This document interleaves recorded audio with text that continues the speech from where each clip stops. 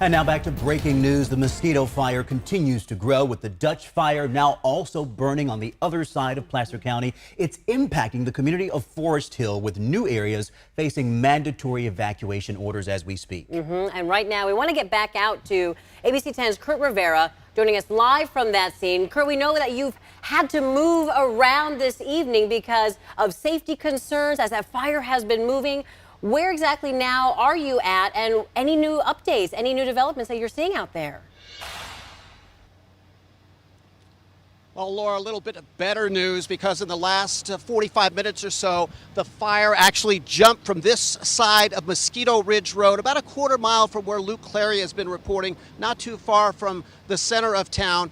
The winds really kicked up and sent the fire across the street. It jumped the road here and was coming dangerously close to homes here. But firefighters from CAL FIRE, San Miguel Fire Department, that you see those folks standing right there, were able to put out those spot fires. But I'll tell you, it was so dangerous. It was right up close to our car. We tried to get out, and when we did, a tree fell right in front of our vehicle. We had to back up and fortunately head the other way. The good news that I mentioned is that they were able to knock down these spot fires. This fire really encroached on this home to the left here. If we can come back live where Wes is spinning around, there's a big home right here on the opposite side of where we're standing, obviously.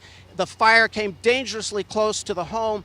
It hopped into the backyard. Fire crews were right there on the ready and knocked out these flames that were hitting some of the trees on the property of this pretty big property on the ridge on the other side of Mosquito Ridge Road. So the bottom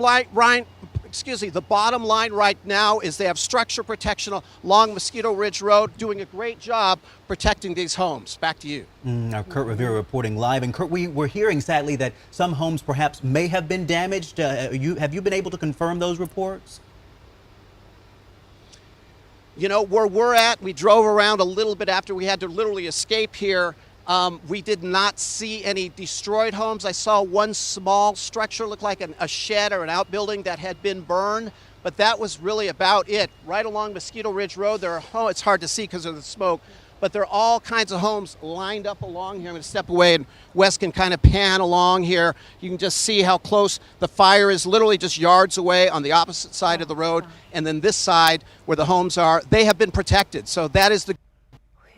That Indeed. home's been protected, he said. We do like to hear that good news there. Let's get over to Luke Clary now. He's live close to Forest Hill High School. We did see some damage earlier when you were reporting live for us, Luke. What's the latest there? Tell us what firefighters are dealing with. Chris, Laura, I'll give you a sense of where we're standing here, and then I'll get to the conditions. But we are standing just about a quarter mile due west of where Kurt Rivera was reporting. You can see the high school just up there on top of that hill. You can see there's some defensible space, that bare dirt. That's a good break against the fire. I'm actually here with Tyree Zander, who we spoke with earlier at Wharton's Market, and you can tell us a little bit about this section as well where we were standing. There's some burned down cars over there, but this might actually help protect the high school and other structures on this side of the road. Yeah, so as you look at this property behind us, it looks to appear to be pre-treated. It's down to bare mineral soil, and that's going to help with the slowing of the spread of that fire, especially with the fire break that we have here as the road. The natural mineral soil doesn't have any burnable fuel, so it's just dirt, and that will help with firefighters being able to get in there, get some water on there, and also help with reducing the spread of that fire. And as we look to what I think is the south, right, we see smoke in the air through the trees. Do you have a sense of how far down that ravine or how far down that hill the fire might actually be? I don't have an exact distance, but I could tell you it's very steep terrain going down. We had crews down at the market a few minutes ago working on the same type of situation, very rugged terrain, so they were up on a dozer line as well, helping do a backburn to help reduce the spread coming up and also put a slow to the front of the fire. All right, Tyree Zander with CAL FIRE, thank you for your help, for the information, and so yeah, we'll continue monitoring the situation here. It looks okay right now. The school appears to be in pretty good hands, but again, you know, these things can change very rapidly, so we'll continue to watch as things develop here on the mosquito fire. Yeah, Luke, thank you. And of course, we want to get now to Chief Meteorologist Monica Woods with the latest conditions.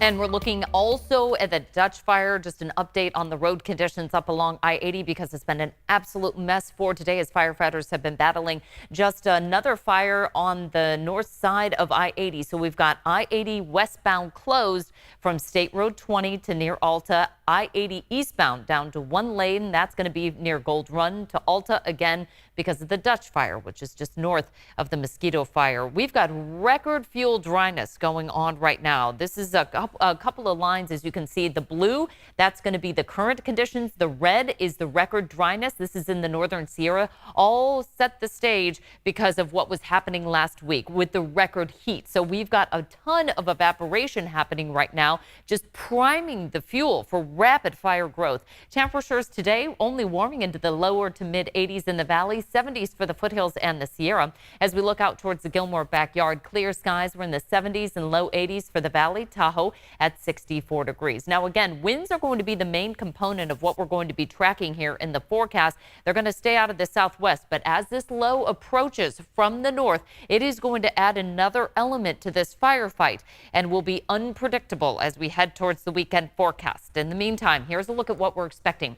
A slight chance of showers coming in on Sunday. That could help the firefight in terms of adding to some humidity and wetness, but unfortunately, also erratic winds. Keep in mind, just a week ago, outflow winds from thunderstorms really fanning the flames and spreading this fire so quickly.